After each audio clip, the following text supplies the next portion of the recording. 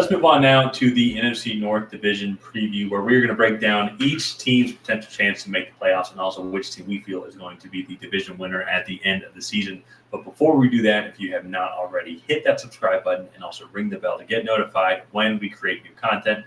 We are doing a division preview for all 8 divisions, and we will also be doing weekly prediction videos throughout the entirety of the regular season, where we will be predicting the winners of each and every NFL game. So if you want to get notified when those videos come out, be sure to subscribe to the channel and ring the bell, as it is the easiest way to get notified. So, Ryan, as we get to the regular season, it is going to be interesting to watch the NFC North because there are so many question marks with every single team. Bears, did they do enough for Justin Fields? How good is Jordan Love going to be? Can the Lions break the curse? Or is it going to be another Detroit-type Lions season? Minnesota, was last year a fluke? Or can they actually go back and win 13 games again and win the division? So let's start off with the team that was the worst team in the league last year, the Chicago Bears. Also, ironically, the worst team in the NFC North last time I checked. But they did so much in the offseason. They got DJ Moore. They improved the offensive line with Darnell Wright. They added to the defense, which just made it extremely better. They got Tremaine Edmonds, correct, from the Bills? Yes. Yeah, and TJ Edwards from the Eagles. Yeah. So that right there, already huge improvements. And so the offensive line is also getting improved as well. They have more receiving weapons, as I mentioned, with DJ Moore. This is similar to, it's like Justin Fields coming into his 3rd year. This is kind of one of those, it's make or break. Well, I feel like we're not there officially just yet, but he needs to be showing progress. Like this offense needs to definitely be improved, and so to say, because they will need to decide if they want to take his 5th-year option after the end of the season. And so he at least needs to be showing progress. If he feels like he's stagnant, he still is struggling to throw the ball offensively, that's going to be tough for him as well. Overall, as a team aspect, I mean, there's some potential. I mean, they might get lucky. They do have one of the easier schedules since they were one of the worst teams in the league.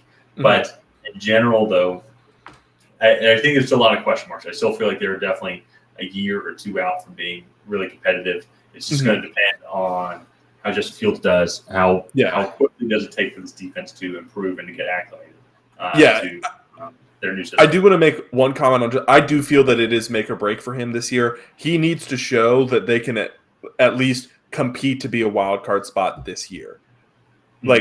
Because if they're back in the top 5 again, and they still just are making the same mistakes, even if. And I hate to say this, but even if Justin Fields just can't even stay healthy and be on the field, then I think it's time that the Bears do start considering other options at the quarterback position, because this team is actually fairly good on paper, right? This offensive line should be pretty good. This defense should be pretty good also. This is a pretty solid receiving core. Right, you have a solid 3 receivers. They just extended Cole Kmet, the tight end, and then this running back group is solid with Deontay Foreman. They drafted Roschon Johnson. That they should be good and competitive in a lot of their games. And Khalil Herbert as well. Yeah, exactly. So they should be competitive in a lot of the games. They should be, to me, the Lions from last year. Right, they just barely missed out on the playoffs, but looking forward, the future's bright. So, I think that's a fair assessment. It's I feel like they're definitely on the outside looking in the playoffs. Yeah. But you're right. If Week 15 game matters, Week 16 game matters, then those are the types. That's a positive season for me, in my eyes, for the Chicago Bears. So similar, I think I would say as well, going to the Green Bay Packers. If those games are important at that time in the year, I think that's a good season, only just because there are so many question marks for the Green Bay Packers. Are they going to be contending for the division, or are they just going to be contending for the playoffs? Is Jordan Love not the guy? Did they draft the right offensive weapons? There's so many question marks leading into this team. Their defense stayed relatively the same, and they have a lot of first-round picks. And so there's a lot of good young talent that's out there, and I think they need to keep improving. Last year was kind of a down year for them. But in general, though, the defense, I think, is going to be solid. But offensively, though, it's a new chapter for the franchise. it's just so hard to just to tell. It's just hard to tell on what 2023 is going to be like for the Packers. Yeah, and I think you look, their most experienced receivers on their roster are Christian Watson and Romeo Doubs. I actually think tight ends, they only have 2 tight ends on their active roster, and it's Tucker Kraft and Luke Musgrave. They're 2 tight ends they just drafted. And so there's so many new pieces that my expectations are pretty low. Yeah. This defense severely underperformed last year, so I think if there is a saving grace for this team, it is the fact that this defense should be good. Mm-hmm. Yeah. So that's going to be interesting. But I have pretty low expectations for the Packers going in there. I think kind of what we said about the Bears, we just want to see that progress. Yeah. And like the potential going into future seasons. It's just hard to even make a prediction. I feel confident. I will say this. I feel more confident, weirdly, about Jordan Love than I do Justin Fields. I think he's been in the league longer. He has been in a much better system and been able to kind of sit and grow as well. He hasn't had the playing time like Justin Fields has. However, but he has shown that he is a much more consistent, better NFL-type passer as well, which is what you need to have in the NFL. I'm not saying Justin Fields isn't that or can't do that. This will be the year to definitely see that because he finally has a good receiver to throw to, more consistent receiver. But I think Jordan Love is a better throw overall. And I think there is a level that we saw, at least in that Philly game, which I know is a small sample size, that gave maybe a little appetizer on what this Green Bay Packers offense can look like.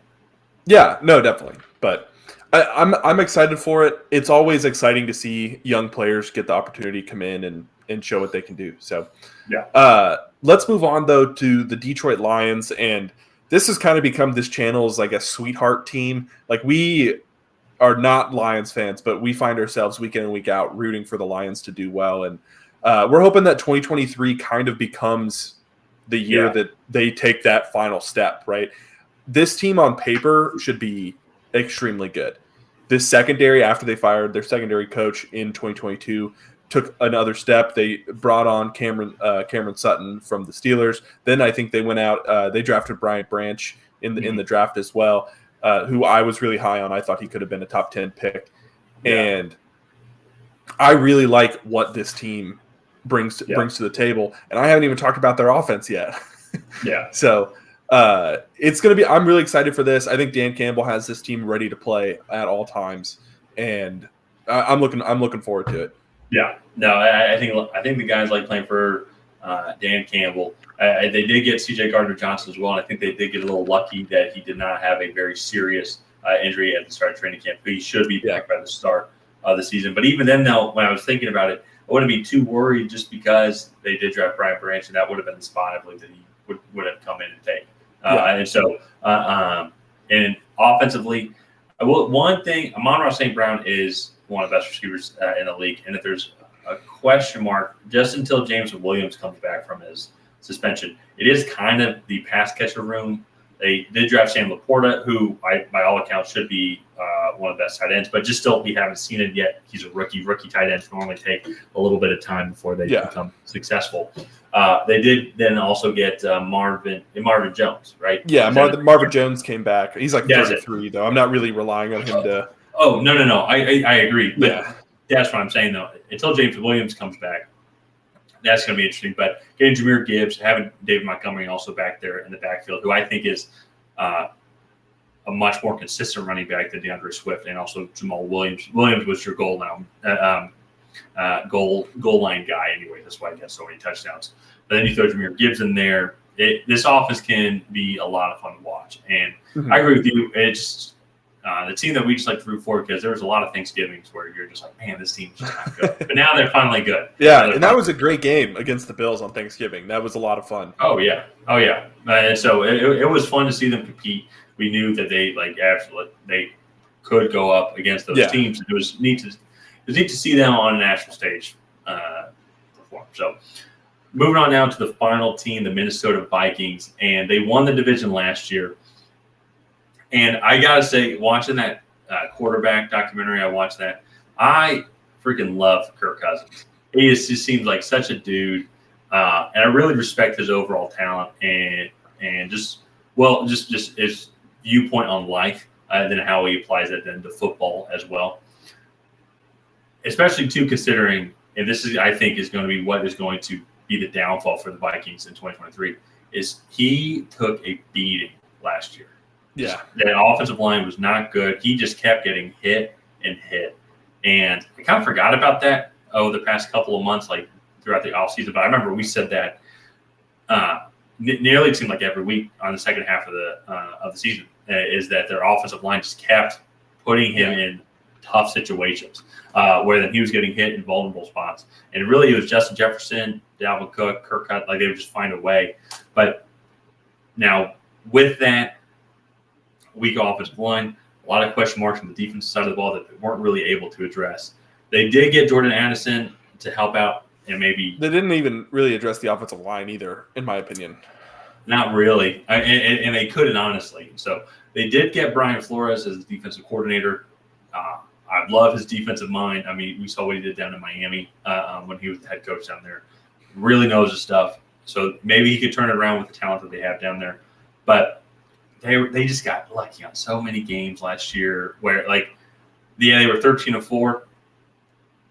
I mean, they could have been. I won't say 4-13 because that's an exaggeration. They could have been 9-8. Like they really could have been 9-8. They really could have been 9-8 for sure. And so that offense is good in clicking when Kirk Cousins has time. But when they go up against a good defensive front, we saw it in that Eagles game. We saw the Cowboys game. Yeah, exactly. As well. They got devoured. The Giants gave them a lot of tough time. And so they don't have Dalvin Cook anymore. I don't think that's as big a loss, though, because he hasn't been the same over the past couple of years. So is it Alexander Madison? Yeah, Alexander Madison. I want to say Anthony for some reason. But he's going to be the guy leading the way in running back room. And so it's just tough for me to see that they're going to have the same type of luck because just objectively, they just got lucky last year. The Bills game, Colts game, but then when they went up against much more consistent, superior talent that didn't give them games, they couldn't hang with that, it seemed like. And so they should have lost the Lions both games. And so they did beat the Packers, but the Packers were overrated. I think their only saving grace is just the fact that, well, it's like the Lions are one of the they have the Billy Goat curse. And I think it's the Billy Goat curse. But they just haven't done it yet. So is there that overall pressure? And the Packers and the Bears suck. So that's going to be the thing. In my opinion. Yeah, I mean, I agree. They got very lucky in, I think, 3 major situations last year, and for me, that's not going to repeat itself. So, I think the team that's going to win this division is going to be the Detroit Lions. Yeah, I probably am a little bit biased, but I think on paper they probably have the best team. They have the best offensive line. They probably have the best defensive line as well. And I didn't think about that. I mean, maybe the Packers could compete, but no, I mean, Aiden Hutchinson and crew were getting after it last year. Yeah, and Dan Campbell might be my favorite head coach in that division. Actually, not might be. Dan Campbell is my favorite head coach in that division. I mean, X's and O's. I don't know. I am not a football analyst, but I just know that those guys, even when they were bad last year, like in the first half of the season, those guys came out there ready to play every single game. And to me, I think that getting players bought in is half the battle. And I think the Lions are finally going to do it this year. Yeah, no, I'm with you as well. Just on paper, like if you're just going down the roster, there's a lot less question marks. They have proven talent and proven, especially in the second half of that year. I mean, they were one of the best teams in the NFL in the second half of that year if they didn't start out 1-5. Yeah. And even then, 1-5, one of their losses was to the Vikings, where if they went for it on 4th and 1 and just didn't get it. Yeah. And then the Vikings went down and scored. So it with like 40 seconds left. So just a couple of plays go their way, and they're in the playoffs. Mm-hmm. Yeah. The Lions are going to be the team to beat in the NFC North, and I think that you're going to want to watch them in January because I think that this could be a potential special season for the Lions. No, I do too. I'm very curious to see if any other team in this division makes the playoffs because I think there's a lot of question marks about all of them. And so like the Vikings, I think could vie for a wild card spot. But I think when you put them up, like San Francisco, Seattle, one of those teams is going to make it. Dallas most likely is going to be vying for a wild card spot. And then that doesn't include the Giants or the Commanders. Or the Panthers. Or the Panthers. Like the other three NFC North teams, the Vikings, Packers, and Bears. Actually, honestly, maybe even more the Packers and Bears with question marks. So the Vikings kind of know what they have. Mm-hmm. And so, but with the Packers and the Bears, I kind of put that in the same category as the Commanders and Panthers, where they're just huge, giant question marks. How's Sam Howell going to do with the Commanders? How's Bryce Young and Frank Reich going to mesh? And can that offense, how quickly can that offense get in sync? And that those are the question marks that really make it tough for me right now to put them above these more certain wild card teams. Yeah, no, definitely. In general. Yeah.